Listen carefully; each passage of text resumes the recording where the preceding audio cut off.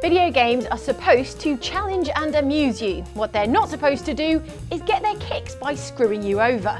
And yet, some games clearly didn't get that memo. In a recent video, we recalled the times we could swear a game sneakily stacked the odds against us so it could see us fail. And in the comments of that video, many of you submitted your own similarly suspect scenarios. And here they are. Thanks for your comments, and remember, it's not paranoia if you're really suspicious that actually they are all out to get you. That's exactly paranoia.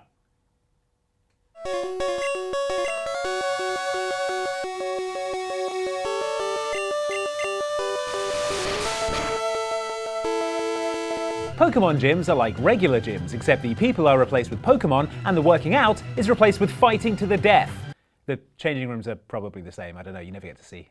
These gyms are headed up by expert Pokemon trainers known as gym leaders, who all have mad hair and hundreds of confirmed Pokemon kills, despite having teams more unbalanced than a Jenga tower with an inner ear problem.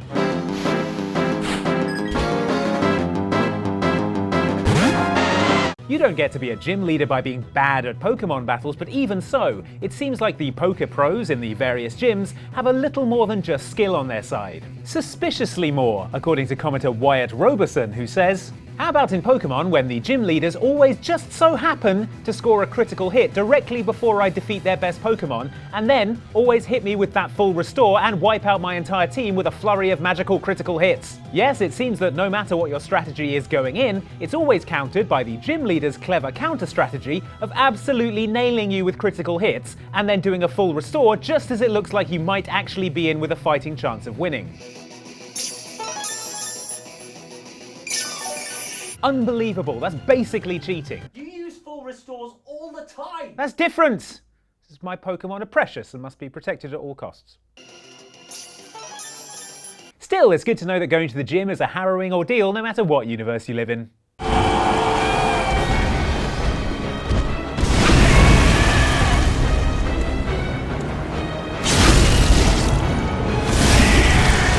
Dark Souls and Bloodborne have a reputation for being tough but fair. Sure, fair like picking sports teams at high school was fair.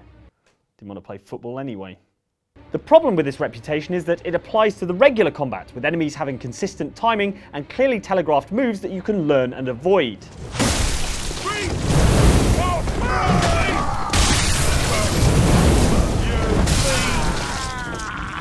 Which you totally saw me do before I died just there, right? When it comes to fighting bosses, however, the rules are less clear-cut, as commenter Calypso Bellador points out. This might not count, but what about Bloodborne or the Souls games, where you get the boss down to a tiny scrap of health, you have a full bar of health, and they start spamming that one move they have that one hits you? Well, we make the rules, Calypso, and we decide that it counts, mainly to claw back just a shred of pride after having our bottoms handed to us by Soulsborne bosses when they go berserk as we're about to land the killing blow. Special mention, though, has to go to perennial pains in the posterior, Ornstein and Smaug. Smough? Smaug? Whatever his name is, he is quite the jerk. Dark Souls doesn't even try and hide the fact that these guys respond to you getting a foothold in the fight by smashing said foot flat, probably with a giant hammer. If you beat one of the pair, the other one A, grows enormous, and B, goes completely ballistic.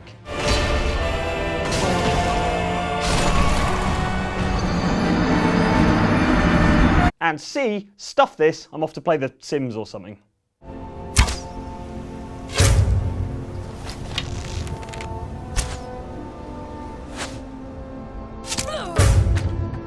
I know it, you know it, every game made in 2012 knew it.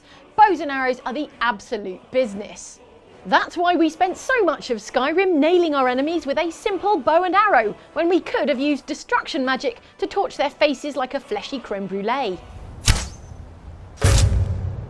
But it wasn't all good times, oh no.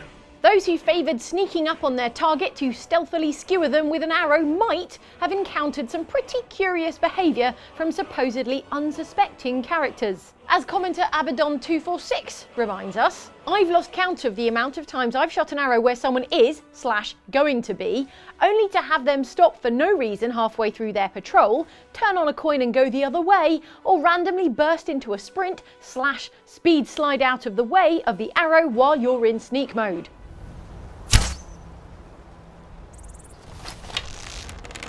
Oh man, I bet Legolas didn't have to put up with these NPC hacks.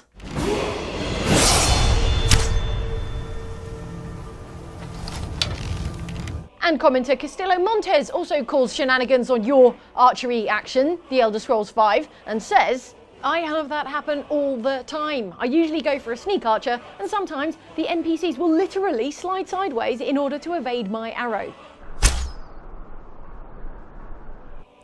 With psychic NPCs dodging arrows like that, it's a wonder anyone ever took an arrow in the knee. That's better.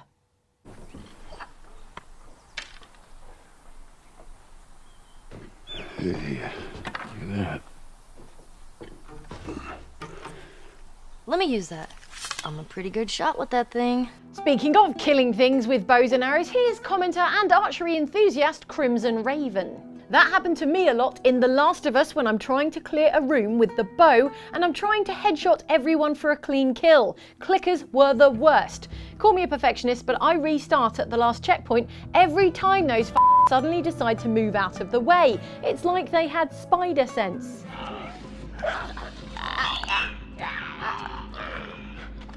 Honestly, Raven, the pathology of the cordyceps fungus is so mysterious and so poorly understood by modern science. For all we know, they could have spider sense going on inside those spongy mushroom zombie heads. What's going on in there? What are they thinking? What do they want?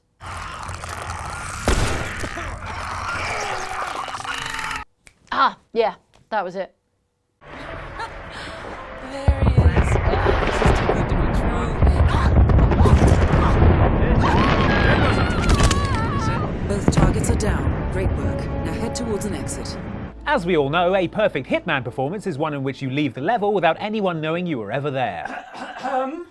As we all know, Mike. Sadly, it's often the case that you can be the best hitman in the world and leave the level before even the target knows you've killed them, only to discover on the results screen that you were spotted at some point.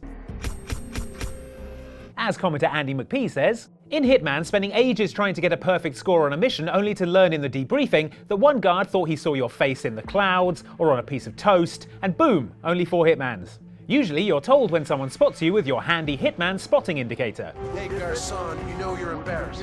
But sometimes you would swear on a stack of heavy Bibles that also double as melee weapons that you made it through a level unseen, only for the game to inform you that actually that wasn't the case. Haha, enjoy your 4 Hitmans, loser. Are those guys sure they saw 47? There's a lot of things that look like 47's head. Eggs, cue balls, crash test dummies, Olympic swimmers? Pink balloons? Pink balloons. Could have been a pink balloon.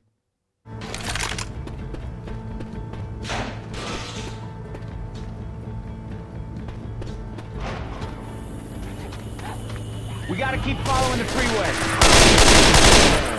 Real talk, I've been asked to read from an official statement.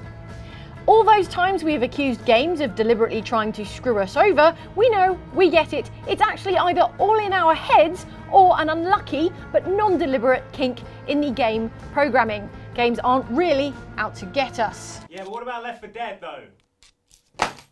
What about Left 4 Dead? I'll tell you what about Left 4 Dead. Left 4 Dead is an exceptional case on account of how it has a so-called AI director whose sole responsibility is to dynamically choreograph your co-op zombie apocalypse experience, and how, under specific circumstances, this AI director is specifically responsible for screwing with you.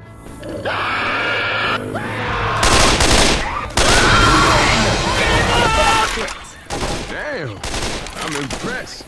Yeah, we're on to you, the director. Like commenter Dimaram Fire 8 says, what about Left 4 Dead, which has like an official system for hunting your entire squad down if you are doing well? That's right, in the Left 4 Dead games, the AI behind the curtain is not only conducting an orchestra of the undead to keep you on your toes, but also has the power to make your life hell if it thinks you've had it too easy.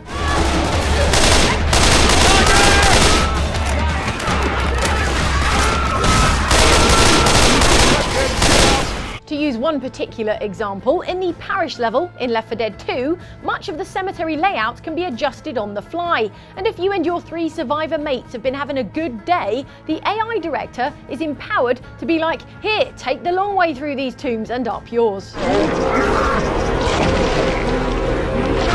This means it will take longer to get through the cemetery, and we all know the longer you spend outside of a nice cozy safe room, the greater the odds you'll be swarmed by a zombified cemetery tour group. You might say this AI director gives me grave concerns. Ow. Let me tell you something about Magnus Walker, right? So the guy, he falls in love with his first Porsche when he was like 10 years old, right? And now he has this bunch of amazing Porsches, man. He set a new style. He even owns his own goddamn bridge. Yeah. See, that could be us, bro. Since Need for Speed Underground in 2003, the Need for Speed games have been all about tuning your car to make it ridiculously powerful, and optionally, ridiculous looking as well. At least when you're driving it, you don't have to look at it. If you think you're some sort of master engine whisperer though, you've got nothing on the boss characters in Need for Speed games, as commenter Chica de Pump points out. How about NFS from Underground and After? When you race against boss cars, they are way too fast for the real car you unlock. Face off against Magnus Walker in 2015's Need for Speed reboot, for example, and your modern sports car will struggle to keep pace with his allegedly 200 horsepower 1971 Porsche 911.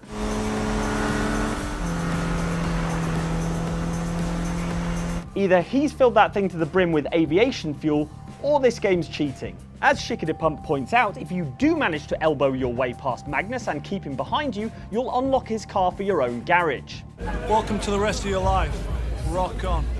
Time to obliterate every other car on the road in this magical witchcraft-powered Porsche, right? No such luck. When you finally get behind the wheel, it's mysteriously transformed back into a 200 horsepower tugboat. Either that or I left the handbrake on. I may have left the handbrake on.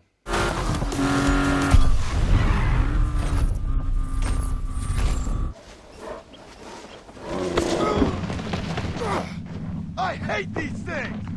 What the history books won't tell you is that the #1 killer in the Old West wasn't boring tuberculosis or exciting gunfights, but bears and cougars flinging themselves at you when you least expected it. Damn critter! At least that's the experience of commenter Amaranth, who writes, "No mention of Red Dead Redemption. Oh look, that final flower I need for this side quest is mauled by a cougar." Yes, apparently nothing enrages wild animals more than John Marston trying to complete side quests, because these guys are pissed.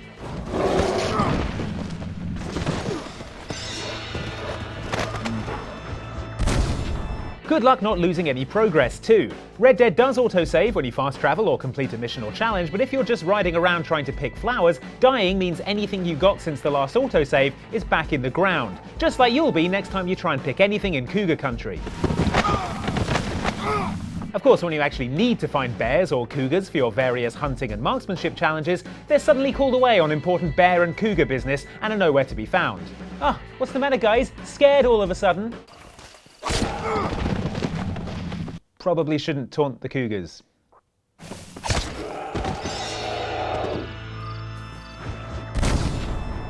Wow, can you believe it? Yet more ways games are secretly, or not so secretly, trying to screw you over for their own entertainment. What's their agenda? What do they want? Damn them.